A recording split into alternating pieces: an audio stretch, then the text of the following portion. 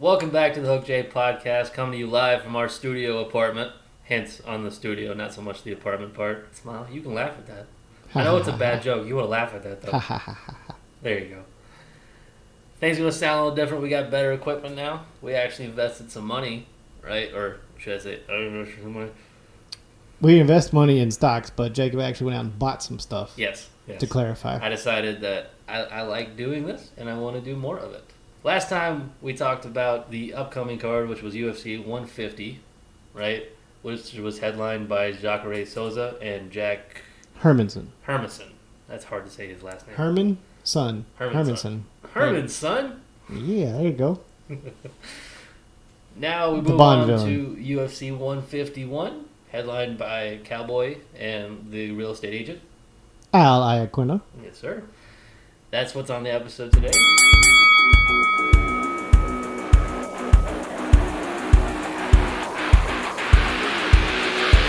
They're here. Welcome to the Hook J Podcast. Who the fuck is that guy? Who the fuck is that? When it's all said and done, I know one thing that I can do. I can fight. I can give it, and I can take it. You should have left me over on that other game that I'm from, that more ruthless game where we bounce heads off the canvas and drill them into the floor. You should have left me where I was. The show starts now.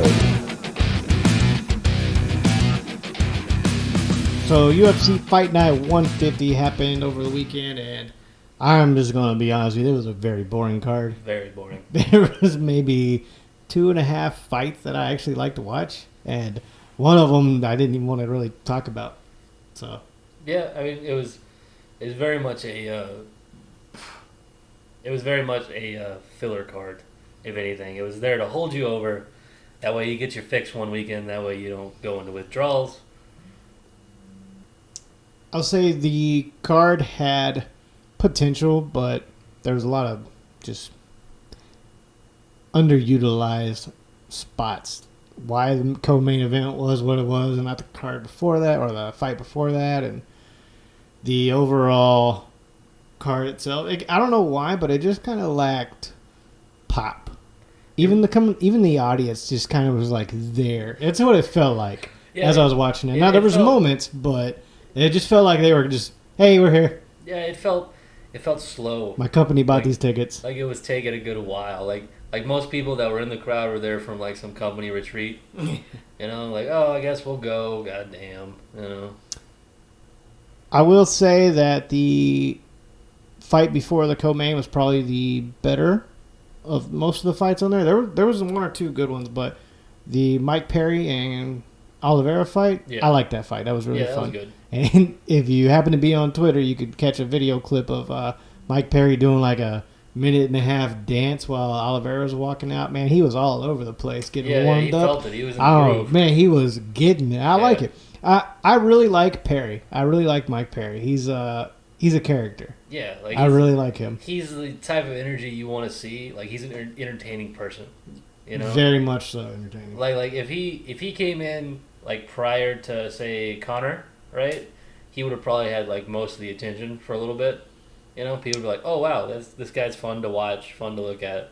You know, that's why the Cowboy and the Mike Perry fight were so fun. The first one with the actual Cowboy, not Brazilian Cowboy or Argentinian Cowboy. The brown Cowboy or the white Cowboy. Just call it that, because the white Cowboy is coming up on the next card. Yeah. Versus the real estate agent. But the co-main event. Did you get back into this? You watched the co-main event, right? I watched the TKO finish because I was like, I mean, like I knew it was going to happen. I don't usually agree with Dana on a lot of things, but I happen to agree with him on this one. Like, who is this guy fought? Because I understand getting hit by a heavyweight and you want to back away because you understand the power, regardless of whether it's Stipe, Cain Velasquez, Derek Lewis, any of those guys, Francis Ngannou, they're all scary because they could put you away with one hit. And Greg Hardy, he possesses that power too. But this guy got hit one time, and he turtled up like a schoolyard kid. And it was, I'm not going to say it was embarrassing to watch, but it really made you wonder, like, whoa, how did you get 9 wins, brother, if you're going to get away from a hit? This is kind of what you do. Well, like, if you're fighting in a heavyweight class, like he is, and you're going to get hit with some bombs, right? So it makes you wonder: is the people he fought do they have that much power? But prior to that, or does Greg Hardy, coming from a professional football playing background, have that much power? I don't know. I'm not going to get punched by Greg Hardy to tell you the difference. Yeah, I wouldn't either, man. But it makes you question: does he have that power? And after the fight, did you hear any interviews or anything like that after the fight? Oh, yeah. Dana once said about Francis Ngannou that his egos ran away with that guy. I totally think that's what's happening right now with Greg Hardy. Yeah. I think his ego is he's on a roller He said coaster. he was the Michael Jordan of fight or combat sports. Now, don't get me wrong. He has the potential, being a fighter, to go on to do great things in the future. But on your second professional fight in the UFC, you're going to claim that already? Brother, you got the GOAT ahead of you already. You've got heavyweight GOATs ahead of you. You have John Jones. You have Stipe. You have Mighty Mouse. You have all these other guys who have done so much better than you and could be considered the Michael Jordan of the sport. Where do you come off saying you're the Michael Jordan of the sport? It was just amazing to me when I read that, and I was like, whoa, all right, hold on. Why would you even assume that? And then later on to go and say, I think he said he thinks he'd be a good fight for Stipe and for Derek Lewis, right? Derek Lewis, who's got zero cardio, right, that we know of. He just came back from back surgery. He's probably going to fight different going forward, right? Stipe, who, that's a tall order, right? That's a really tall order, but I'm pretty sure Greg Hardy's banking on the fact that he was knocked out in his last fight, right? I think Greg Hardy's always going to bank on the fact that he could one-hit KO anybody. This is what we need, right, in order to stop this train, the train that is Greg Hardy. Him versus the winner of JDS and Francis, right? I don't want... Eventually. I don't even want to see Greg Hardy Hardy against top 10 right now, to be honest. I don't want Greg Hardy to be a main eventer, right? Like, I'm rooting against him. I know that sounds bad. But if we want to dislodge this, get him in the right headspace, because I'm 100% behind him as far as giving him a chance, right? But I don't want him as a main event right now. And if you want to do that, you can stop that hype train in one giant right from a predator named Francis Ngannou. As much as I want to see that fight, I would prefer to see him fight a top 20 guy first. And by top 20, I mean from the 20 to the 10.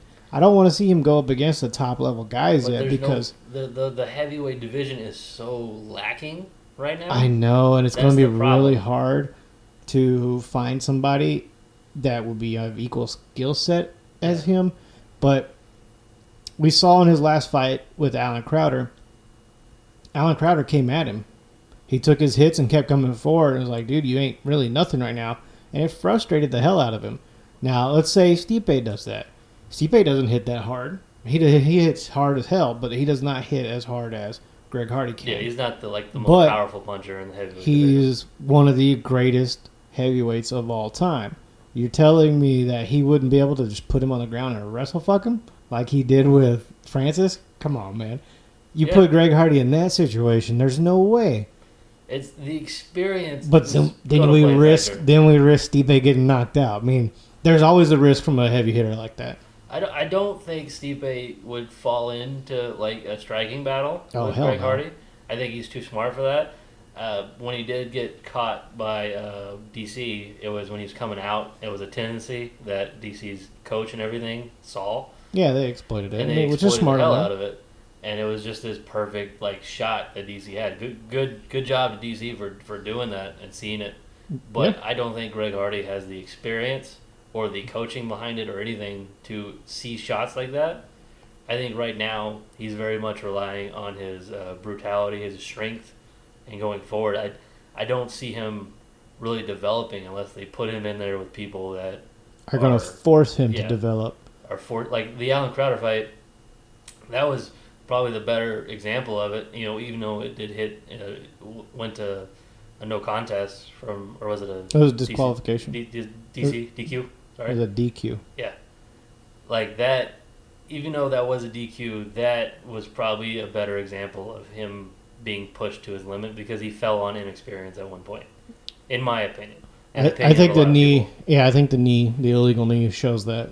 That does really show his inexperience, and what would I say here? The lack of knowledge on the rules too, on what you can and can't do.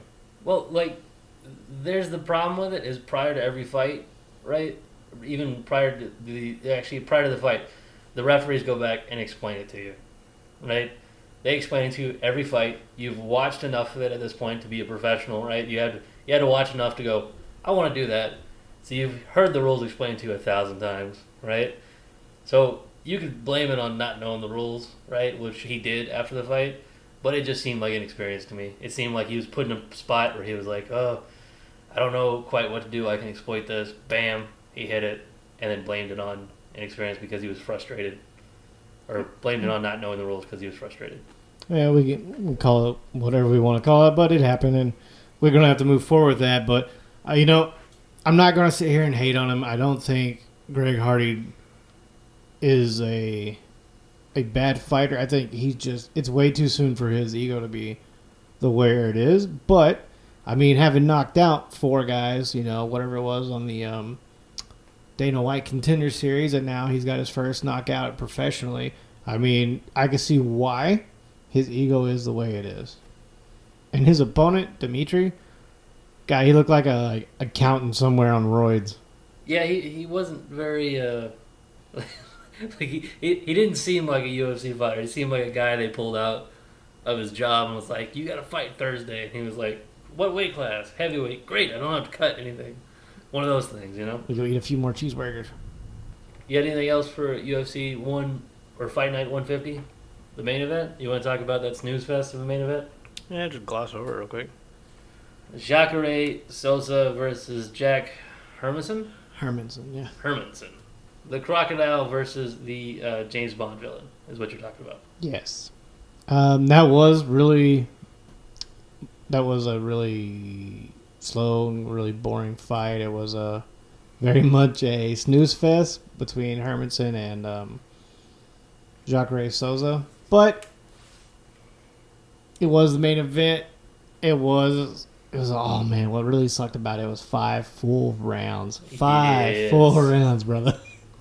We had to watch 25 minutes of these guys.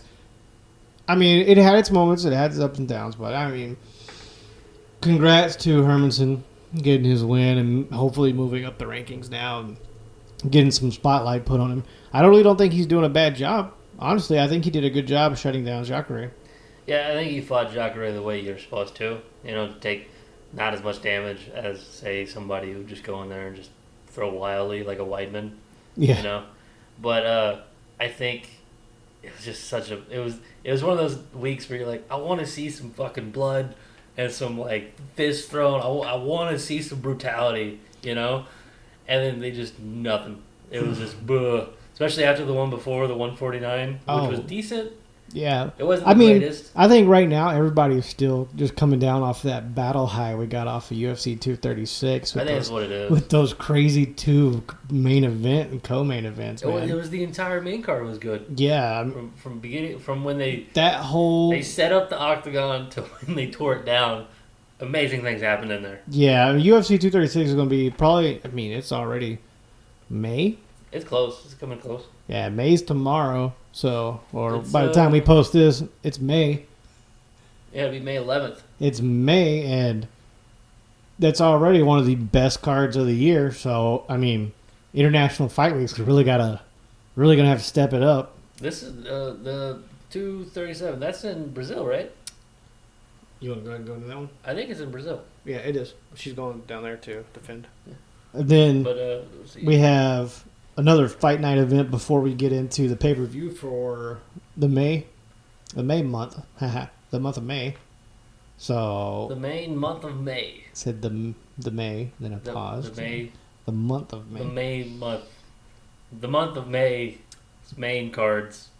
But we have another main event before we go into What main event would that be? UFC Fight Night 151? Yes, and this one actually, it's got 3 really good fights on it. The main, the co-main, and the one just before. And I'm looking forward to all these because these are some really high-level talent guys. And there's not much happening on the undercard that I want to see, but... So you're going to talk about the co-main event first? Because I'm really looking forward to this one because Brunson versus Elias Trudeau is... a supermodel versus the guy who just got fucked up by Adesanya and who talks a lot of shit. He's backed it up a few times, but I don't think I've ever personally been impressed by Brunson. He's never been a standout type of a fighter. You know, he's never been a guy where you're like, I can't wait to watch Brunson. He's a guy that I don't mind watching. If he's fighting somebody, I'll watch it. I'll say this: he's usually not, super entertaining. excited. His fights are usually pretty fun to watch, whether it be on his part or his opponent's. But he's usually a guy, if he's on the card, I'm probably going to want to watch his fight. Yeah. And I wholeheartedly agree that that's my mentality every time I see Derek Brunson's name. Like, I can't not think that. I was like, hey, Brunson's fighting. Who's he's fighting is usually my next sentence. Yeah. It's not because I want to see Brunson fight, if this ironically. were wrestling, he'd be a mid-card. You know? Like, he wouldn't be the main event. Yeah. He'd be the guy you're like, I recognize that guy. That's cool. I'm not going to say he's not talented. Yeah. It's just... I don't know, man. There's a lot of other people that just seem to pull my attention. Well, right now, especially in like that weight class, there's a ton of people that are getting more of a push. Oh, right now we just had that killer co-main event. Yeah, and plus, you know, you have the champ, right? You have Yoel in there. You got Israel, Kevin Gastelum. There's 4 people that fought recently that just overshadow the entire bottom half of that top 15. Unfortunately for them, yes. Unfortunately for them, yeah. I mean, and he's fighting Elias Trudeau, and I really think Eric Anders won that fight with Elias. I really think. Yeah, I think he did. I think he got the hometown advantage because they were up in Canada on that one. But I mean, I can't really. He got the W, so we'll have to go off that. It is. I think your boy got robbed. I'll say this. You cannot put asterisks next to wins or losses unless they went back and redid it. I really think your boy got that win, but it is what it is. Yeah. I mean, which, by the way, that's an awesome kick-ass nickname. I like hearing Bruce Buffer say it too. Your boy. Yeah. Eric, your boy Anders. Yeah, man.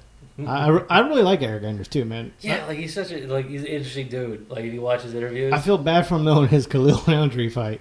Oh. he practiced for a whole different Khalil. He came in like thick too. He was he went up in class to do it. Well, no, he did that for Thiago Santos first, and was like, "Fuck it, I ain't going back down right now." Yeah, well, like he's still up a weight class than he normally was. Because if you look, like when I saw him come out for the Roundtree fight, I was like, that dude is thick right now. Yeah, that dude needs to lay off some milkshakes, bro. I'm used to seeing abs on him, right?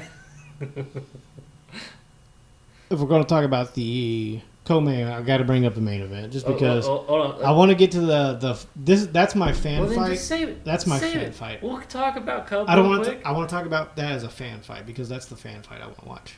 So you want to talk about the main event? Yeah, I want to get those out of the way. Let's get the main event out of the way then. And then we got the main event. We got the real estate agent versus the cowboy.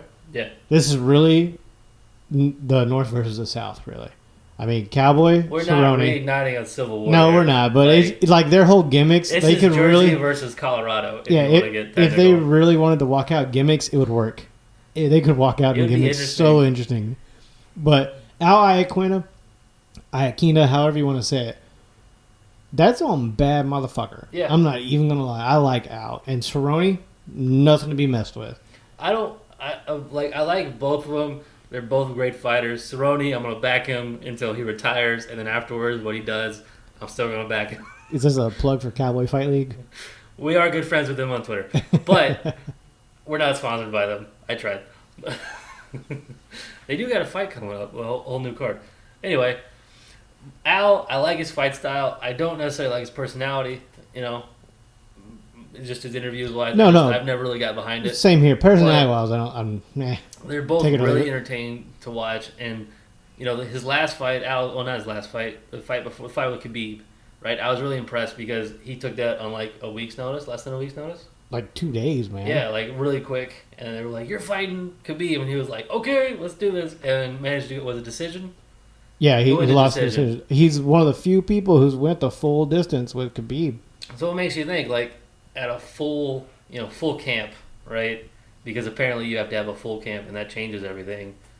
Yeah, we'll get into that eventually. Some other day.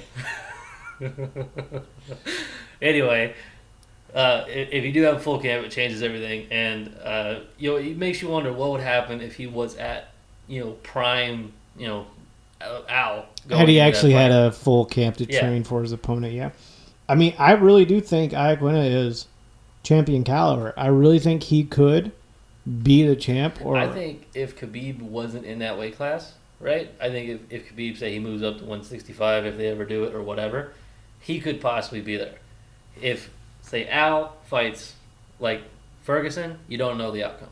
Yeah, I really don't. You I don't couldn't know even fucking the imagine. outcome if he fights Conor, right? So like if he comes back, because the striking wise, Conor's always going to be really superior to a lot of it, but the wrestling, that's where it would be. Yeah, if he Conor's wins. biggest downfall is wrestling. Right? Man. Well, even then, he did fairly good in the Khabib fight. If you look at him surviving for that long, especially from the bottom. I want to say at least the first 2 rounds, he put up one hell of a fight. Oh yeah, for the ground and pound. Yeah, so like those are 2 toss-ups, right? And then you have plenty of other people on there, like say Kevin Lee, right? If he had a full training camp and he didn't have the giant staph infection on his chest that no one talked about that night against Ferguson, who knows who would have been who to who, right? Right. But again, that's the old asterisk argument. There's so many factors, but I think Al could be a champ in the near future. I really do think he is.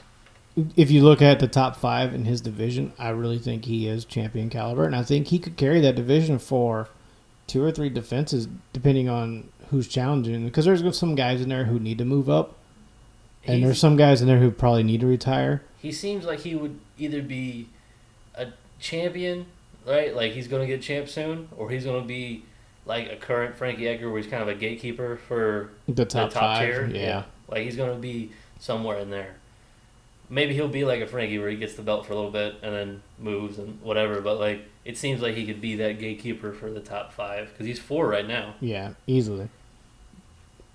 And Al is going up against the Cowboy, Donald Cerrone. Personal favorite of ours. Yeah. He's if you don't know who Cowboy is, you can go fuck yourself. All right, Ricky Bobby. Well, it's true. I mean, at this point, If you like Cowboy Cerrone, you can go fuck yourself. Well, at this point, if you do listen to this, you probably watch MMA of any experience whatsoever. You know who Cowboy is. He's a guy who takes fights on like a week notice all the time. He fought like 8 times a year one year in the UFC because they were like, we just need opponents, and he was like, I'll do it. And plus, with his like new like spark with his kid and moving everything to Colorado and everything like that, he just seems like a new fighter as of recently. We have those legendary fighters, kind of like C-level Cain Velasquez. I like how there's a stipulation. There's multiple others, right? Yeah. There's stand-up Connor, right? Yeah. You have these legendary fighters, but I think Donald Cerrone just entered that group by becoming a dad. I think we have Dad Cerrone. Yeah, Dad Cerrone is on a whole different level. He's got a whole different set of focus right now. And Do you think he's got a whole different fire. The way he extended himself on Mike Perry's arm and that look in his face like, I'm going to rip this bitch off. You need to tap. Do you think Was just, it was a whole different Cowboy. It really was. Like, this was better than the Cowboy that pulled off the 4-hit combo on Rick's Story.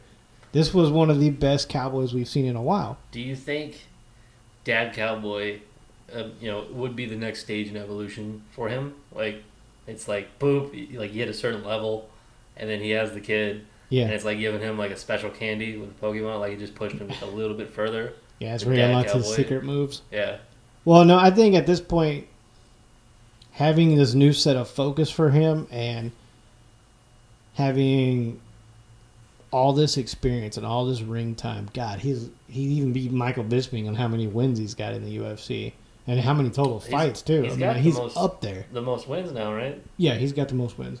And I don't think he's got the most finishes though. No, he has. Yeah, he's got the wins. He has got the most wins though. Dad Cerrone is just on a whole different level than he was 5 fights ago.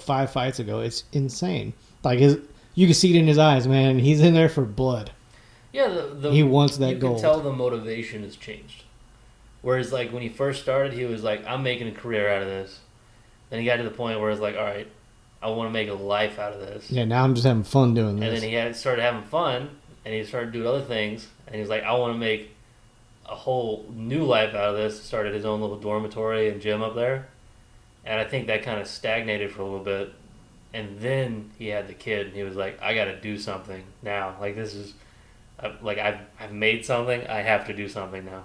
Yeah, it's kind of like, I've got all these ideas, and he's got all these spots on his property laid out what he wants to do, but it's like the project car you never finish. Have you watched the ESPN thing they did recently? They went to his ranch, and he's got like 7 or 8 buildings on there that he made by himself, by hand.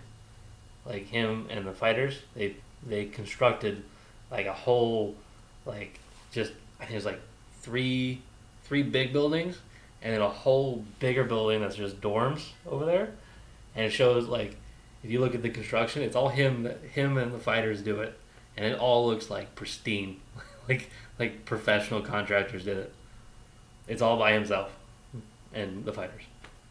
I was like, this is intense. I saw one thing on him, like, if you going out to his ranch to train and all that, you had to help with all the, like, farm work and all the stuff that he does out there. Yeah, he's got for the animals and stuff. Like, it's part of the regiment. Like, you have to help with everything. All the meat they eat there are all, like, farm animals that they grow. Yep, they grow animals. Yeah. They plant, like, little baby animals in the ground, and then they grow and they cut them down. Take a fetus, put them in the dirt. Yep. Come back in a day or two. 100%. And it's a calf. Yep. Okay. You got it. Anyways. That's how life works. So the main event is looking like it's going to be really fun.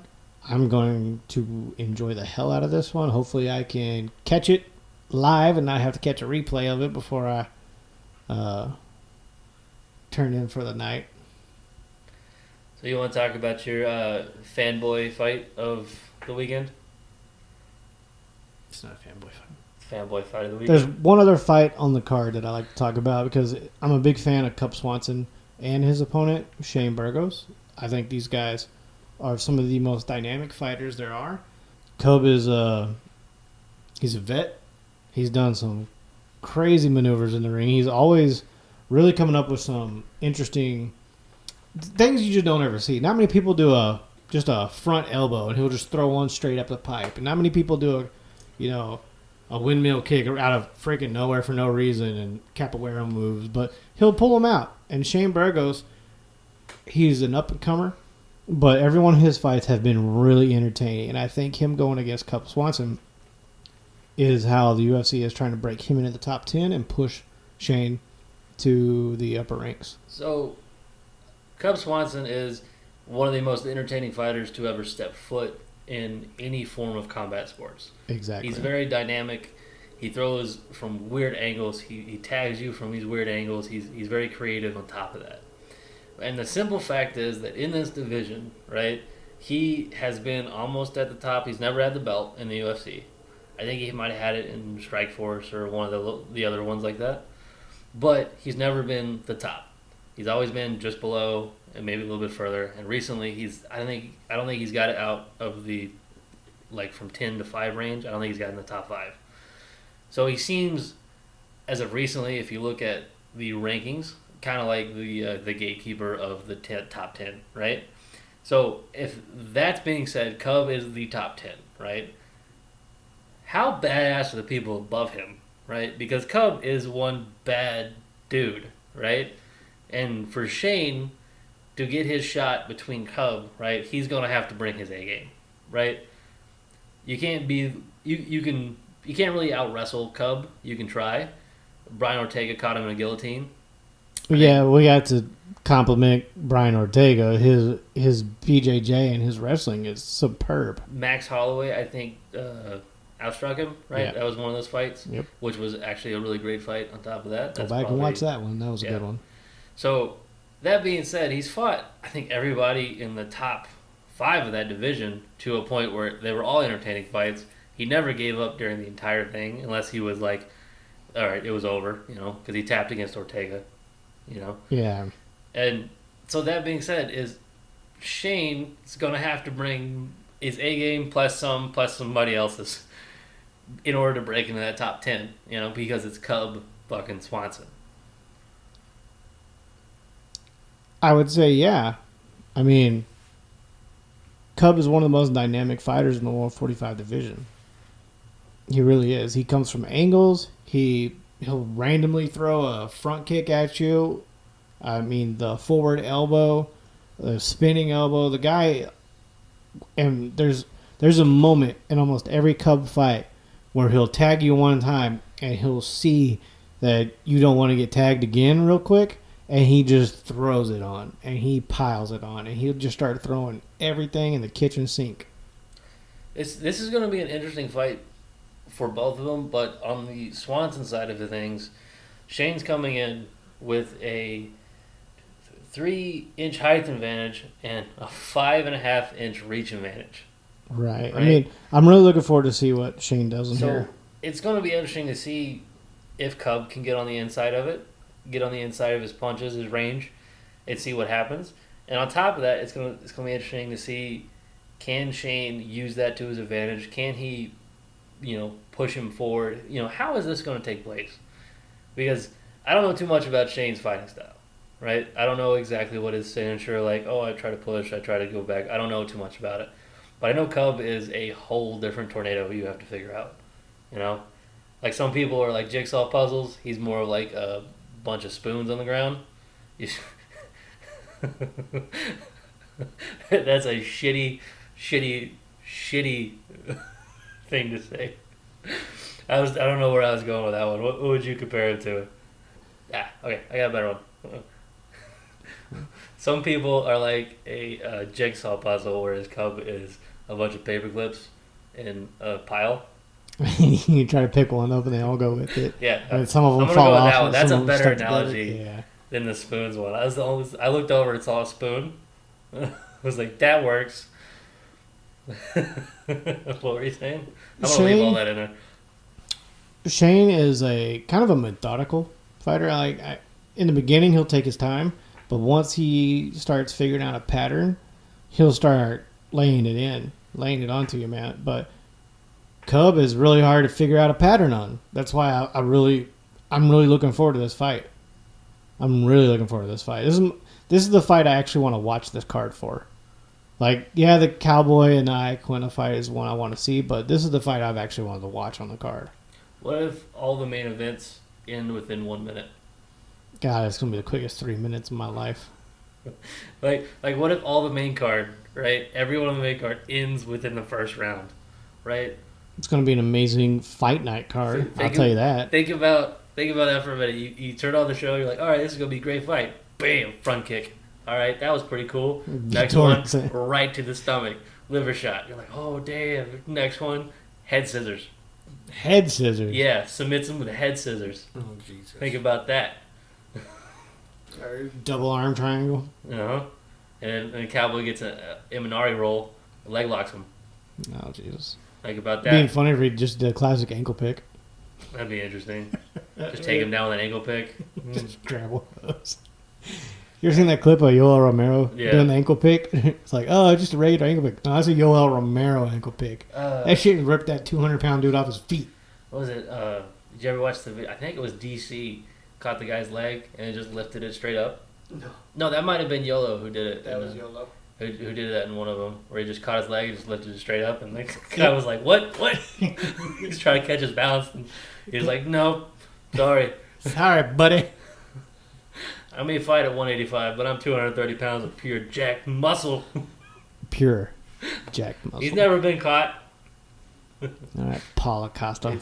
It's Cuban genetics, man. Yeah, not all of it, but yeah. It's all that evaporated milk he drinks every morning. Yeah, I bet it is. Evaporates the milk right out of them steroids. Mm-hmm.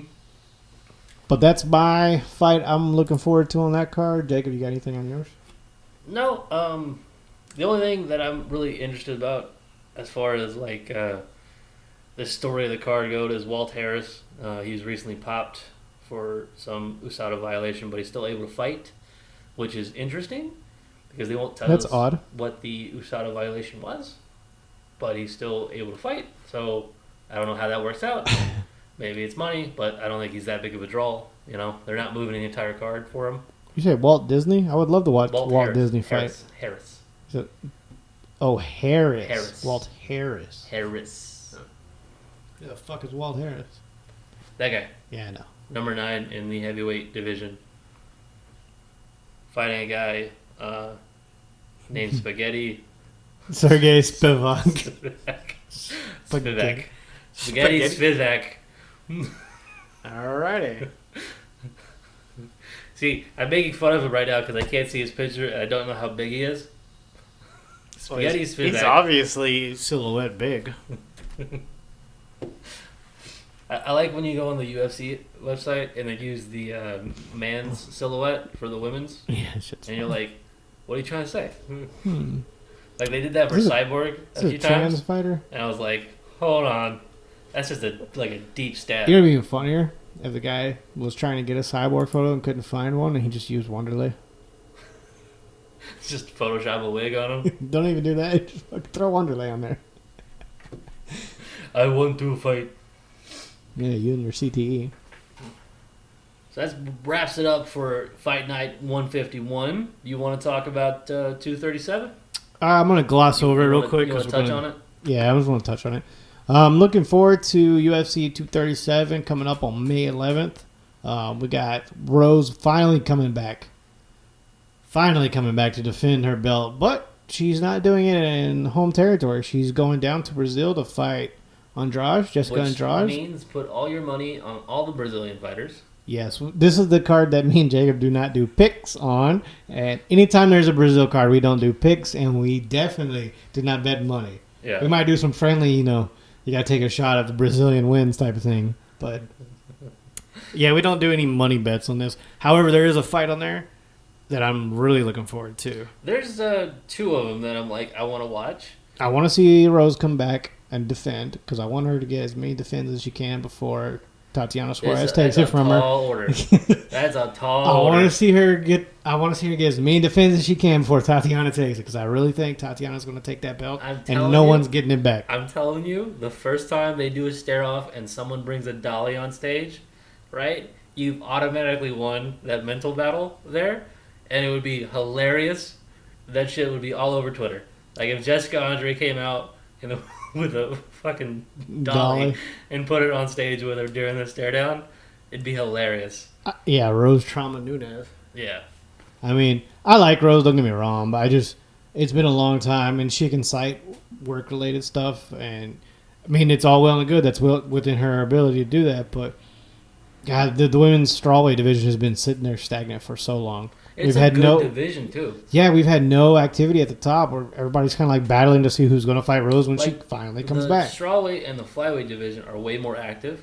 Mm-hmm. The bantamweight division and the featherweight, the big one? Yeah. Those two are kind of, you got Amanda Nunes sitting at it. What are you going to do? Yeah, exactly. You got the GOAT of the women's division sitting on top of it. You got the Two fight divisions. with Holly Holmes coming up. And, other than that, nothing else really happening. Yep. The women's division, I'm really waiting to see what they're going to do with Shevchenko, too. Yeah. I'm looking forward to just looking forward to the women's division getting some activity again. Finally, Rose is going to be the first women's main event, I think, of the year. Yeah. Or does Shevchenko start out the year with that? I think she ended it. Yeah, she might end the year with that.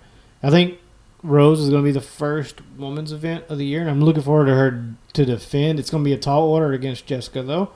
I'm happy to see her back, but there's another fight on that card that I'm looking forward to, and it's before the co-main, and I realize why the co-main event is who it is, because it's a Brazilian, and it's one of the GOATs. But the fight before that is one I really want to watch. Here's the interesting thing about it is, say, I don't know, 6 years ago, right? If Anderson Silva and Jose Aldo were on the same card in Brazil, right? That'd be main event, co-main event, easily. Exactly. Right? Now, Jose is not the co-main event. He's going into it. He's the one right before, which you're like, oh, that's just kind of, it's the downfall of one of the greats to ever step foot in the ring. I don't even really think it's the downfall. It's just there's a lot of activity above him. There's a title fight, and I'm pretty sure that co-main event's a title eliminator. Probably. I don't doubt it, but I don't want to see him fight Max again. I don't want to see the third fight with him and Max. No, I really don't want to see that either. But I think what their push is right now is Volkanovski. Alexander Volkanovski is that fight against Jose Aldo is going to be fucking good. I hope can't wait for Alexander that fight. gets it because that's a fight I want to see it against Max. Yeah. Max versus Alexander, and I would like to see what happens with Max when he comes back down. Right. Just to see if he retained anything from going up. See if maybe he's a little slower. Maybe just see what's up with it. But that is a fight. I do like Alexander. I like his fight style. I like everything about what he does in the ring. And I think he's one of the bigger stars coming up through the UFC. I really think Volkanovski right now, if he continues on the path that he's on, he's going to be one of the top draws, if not the top draw in the featherweight division in the next 2 or 3 years, because Easily. he is so well rounded. He is a good striker. He has got great wrestling. His ground game is phenomenal. I see him, and he's taking out his competition very handily. I see him like a Uriah Faber, maybe not the exact same style, but that sort of draw where he's got like people behind him, where it's a very recognizable person. Like if you saw Uriah Faber on the street, you'd be like, "Hey, that's fucking Uriah Faber." Hey, is that the California kid? Yeah, you're like, that's the guy that comes out with the braids. Like you would know who that is. And I think Alexander's got that same sort of like appeal that I think a lot of people. I think UFC's going to push him, especially if he wins. If he wins, you're going to see him all over everything. Not this podcast, because we're not going to spend the money to fly him out here. Don't get excited. Yeah, I mean, I don't think we're going to do any type of guest appearances. Not anytime soon. You never know, man. Until that studio gets finished being built. You never know, bro. Shoot for the stars. Why? Shoot for the stars. Why would you shoot for the stars? Because Joe Rogan's the star. No. Yes. No. We want that. I want that. That's going to be me. I want that. But yeah, I'm really hoping the Aldo and Volkanovski fight goes the way I think it's going to go, because Aldo, as great as he is, I really think he's been at the top for so long that his game hasn't evolved, unfortunately. Yeah. Like, he's gotten so far away from his kicks, too. He doesn't even use them anymore. Yeah. Dude, I don't understand why. You got to where you are because you were making it so people could not get near you and did not want to get near you. And when they threw their punches, they had no weight behind them.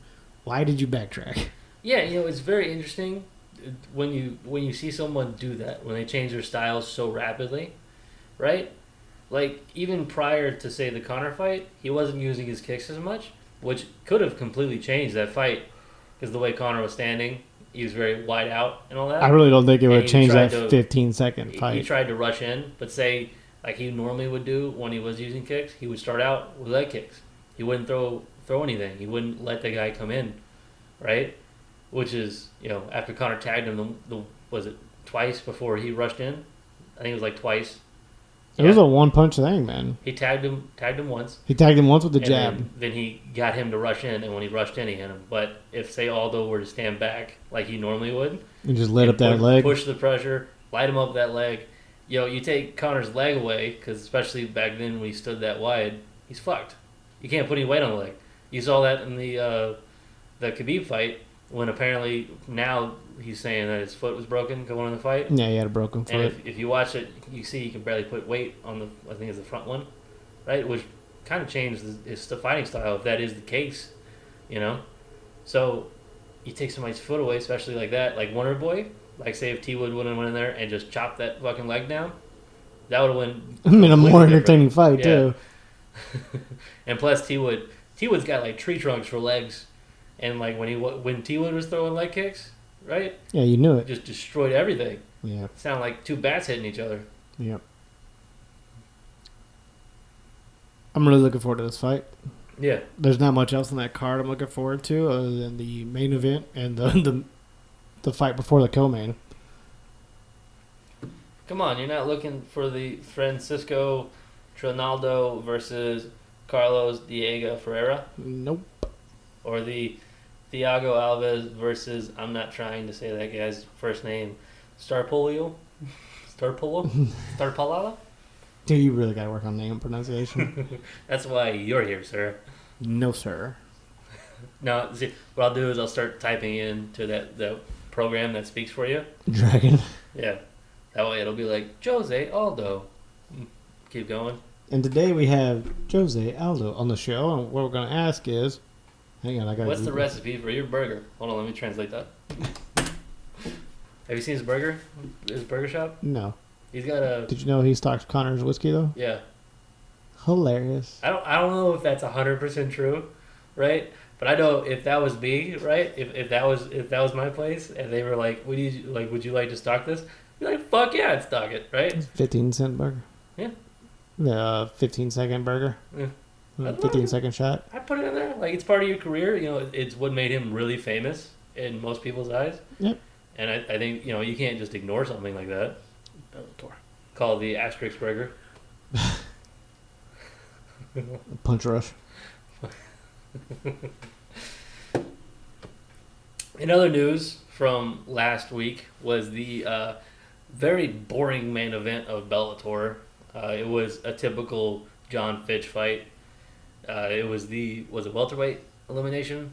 It went to a draw. Roy McDonald versus John Finch went to a draw. Went to a draw. Can't talk. Went to a draw, and Roy ended up picking him the win, even though it was a draw, which was weird. And they just had to pick a winner because it was a tournament format, you know? And then going forward, he's got to fight Gracie coming up, right? The next one, I think the next eliminator after that is the MVP Diego Lima fight, right?